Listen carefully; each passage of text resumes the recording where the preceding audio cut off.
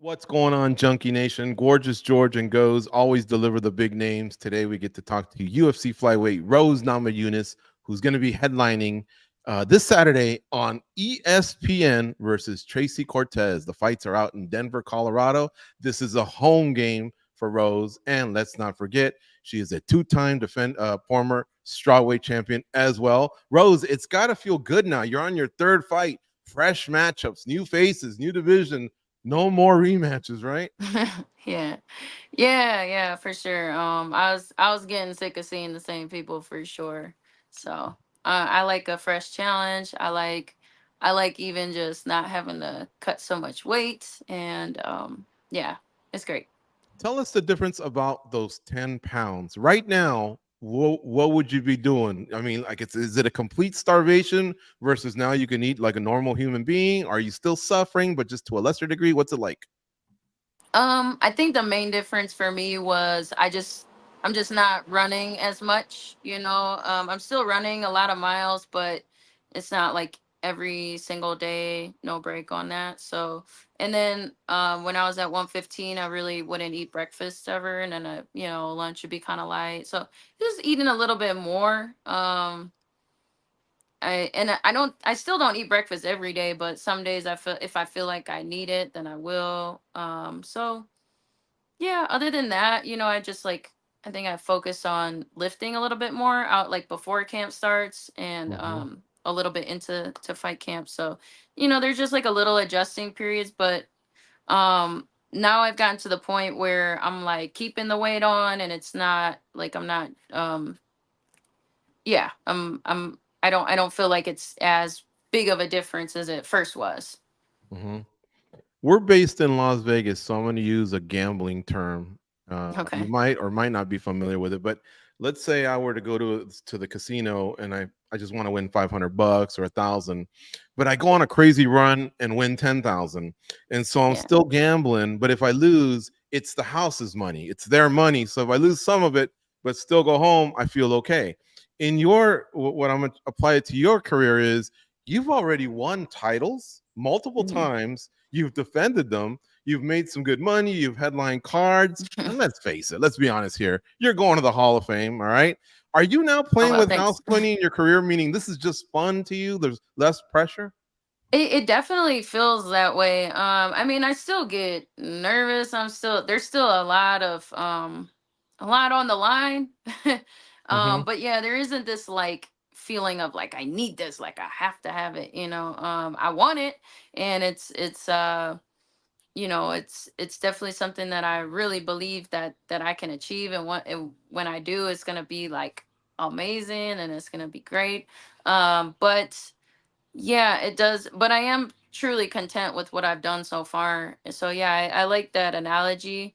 Um, yeah, and also I'm just like happy with where I'm at in my life in general. Like just my relationships, my family. It feels good. Like there's not so much craziness going on anymore. Like I think when I was younger, I just had a lot of stuff going on. Mm-hmm. So yeah, I'm very comfortable with where I'm at. Well, feel free to use the term, whether it's on social media, hashtag house money, or to the haters, hashtag money Yeah, bitch, or whatever you want to I tell like them. it. That's fine. Yeah. But no, Yeah. seriously, it just looks like you're more at ease and you're having Yeah. fun. And the move to 125, was it more because of you taking your health into consideration? Or was it that chase for that second title that's become kind of the norm now with a lot of champions wanting to become champs? Yeah, for sure. I think it's a little bit of both. I think that I mean when I first started my career in the UFC, that was kind of like my vision that I had in mind. Um I mean it wasn't like super solid, but I definitely wanted to become champion. And then I also somewhere in the back of my mind I thought to become champion in two divisions as well. But that was so far in the distance that I didn't never became a champion before, so it was like kind of like a little. I wasn't sure if I could make that happen, but now I know that I can, and yeah, so not just that though, but my weight cuts were getting a little more difficult each time.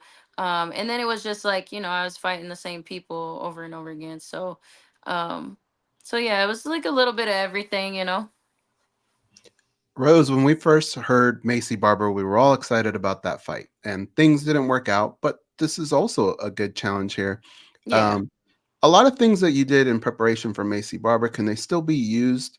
Like, in other words, is this a night and day difference between Tracy Cortez and her? How different of an opponent is she for you? No, it's not like night and day difference. It's basically my approach is the same as far as what I'm gonna do, and it pretty much is the same pretty much every time. Um, but as far as like defense goes, I just have to watch out for a little bit different things. I think that Tracy, um, she has better back control when she gets on the ground. She's great on the top. I mean, Macy's good on the top too, but I just think she likes to grind people up against the cage and clinch and try to throw elbows and things like that, or break off the clinch and throw punches. And so I think she just maybe Macy possesses a little more power on the feet. And obviously, if I mean she gets into a ground and pound position, she's good, but. Um, and I think on the striking, I think there's a little bit more nuance with her lefty stance, just kind of throwing different things out there. But with Tracy, um, it's a little bit more. There's less dynamics in everything that she's kind of coming at you with. This a little more, but it's great because she's got great fundamentals, and I'm looking to use my fundamentals and make sure my fundamentals are better than hers, and also have that extra flair as well, so I could beat her everywhere. And so that's my goal. And but yeah, I think as far as like what the two opponents were gonna try to do to me, I think it's about the similar, not exact same, but so my game plan doesn't switch up too much. um but I mean, I guess there was like a slight adjustment period just to kind of psychologically switch. Do you feel like that Macy Barber fight will happen regardless, or has that ship maybe sailed? Yeah, I have no idea. I stopped as soon as she pulled out of the fight. It was like, all right, I guess I gotta stop thinking about her. So yeah, I don't know if it does, it does. It doesn't. I don't really care. A win here would be two pretty solid wins over two very good fighters. Where do you think Hmm. it places you here? Yeah. I think. I mean, I'd say I'm right in that title contention talks. You know what I mean? So um God willing, I'm healthy, I'm in shape, and I'm ready to go with the win, and whatever opportunities they want to give me, I could see myself fighting for the belt really soon. So it's just a matter of doing my job and fighting to the best of my abilities, and anything's possible. Rose, I want to kind of go back to something George brought up, and that's the Hall of Fame. And trust me, we talk about this all the time, who should go and all that. And I feel the same as George. I feel like you should go into the Hall of Fame. Appreciate Somebody that. that you faced many times, Joanna Jędrzejczyk, she just went in. Were you happy for her? What was it like? Somebody that you spent so much time in the cage with. Uh, what were your thoughts when she went in, and what are your thoughts of eventually maybe being in the Hall of Fame? Yeah, I mean, I'm super happy for her. I think that she deserves it. She looked gorgeous up there. She was, yeah, it was just great to see.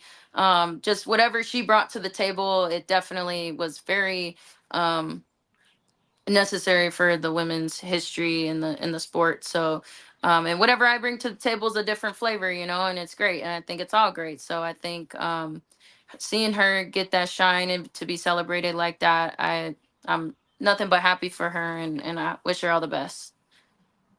Well, again, your day is definitely coming, um, because just the accolades, you know. But I Yeah. did want to tell you, you probably know this. I think you guys were filming Ultimate Fighter about 10 years ago. And later in December, it'll be your official 10 years of actually fighting for the UFC, which represents about one third of the company's history. But how do you feel about that? The 10-year mark and just how much your life has changed in those 10 years. And what was that stat you just said? It was how So the many? UFC, last year they celebrated 30 years. So you've been Yeah. with them 10 of those years. So you've been there Yeah. for one third of the company's. And then I think when that You've came, helped build I it. think I was 30 years old too. Yeah. Yeah. No, it's super cool. Man, it's kind of mind blowing just because it I mean, this is like not all I know, but it's the majority of what I know. It's a big portion of my life. So it's great. I'm very blessed. I'm very grateful to be able to be doing this for so long, and yeah, I can only thank the people around me and just all the help that I've gotten, and just me kind of walking into my purpose, and just being connected and to, to my spirituality and everything like that. I'm super grateful, and it's great to see the company evolve over so many years and just still be at it. And lastly, do you have because let's face it, that first year was a little rough. There was a lot of drama in that house. A lot of the girls collided personalities. They Yeah. used to have that replay show later on Fox, and some heads would butt there. And then, of course, the finale didn't go your way. But do you have a good memory and a bad memory from that time of the show that you can share with us? Oh, I had, yeah, good memory. Well, it's funny because we were just watching Nate Diaz box the other night, and we kind of just I slightly reminisced on him just being one of the coaches on the Ultimate Fighter. He was always super funny, and Nate, always Nate, what you see is what you get. Right. He the little boom mic would come down, he'd be like he'd be acting like it was a speed bag, I Uh-huh. remember one time, like, just the way he would coach, I would ask him like a question about how to do something in jiu-jitsu or something. He'd be like, all right, well, put them in it, and then or no, he would like try to answer the question by actually just doing it, as opposed to try to use his words. He's like, see, that's Mhm. how you do it. So I don't know, he's just really cool. And then, I mean, everybody, Gilbert Melendez, Noom, uh Jake Shields and all them, even rolling with Chrome Gracie was awesome.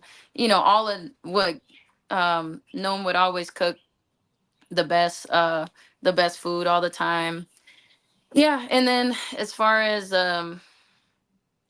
like bad memories on the show, I mean, there wasn't really many. Even like the times where it was tough, I was like grateful for those moments, just because I knew it was making me stronger. I knew it was good for my development as a fighter. So I really appreciated like every bit of it. So it was just a little lonely sometimes when you just want to be at home, and you know what I mean? Like, being away from not having music to listen to, that kind of sucked, but you kind of got used to it after a while.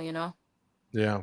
Hmm. Well, again, you've made quite a career out of it, and you've been one of the pioneers in women's MMA altogether, as well as the UFC specifically.